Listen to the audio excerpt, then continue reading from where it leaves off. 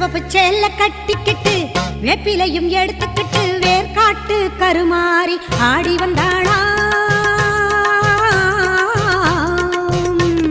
சிவப்பு சேல கட்டிக்கிட்டு வேப்பிலையும் எடுத்துக்கிட்டு வேர்காட்டு கருமாறி ஆடி வந்தாளாம். அவள் விருப்புடனே தொழுபவரின் வினைகளையே ஓட வைத்து பொறுப்புடனே நம்மை காக்க ஆடி வந்தாளா.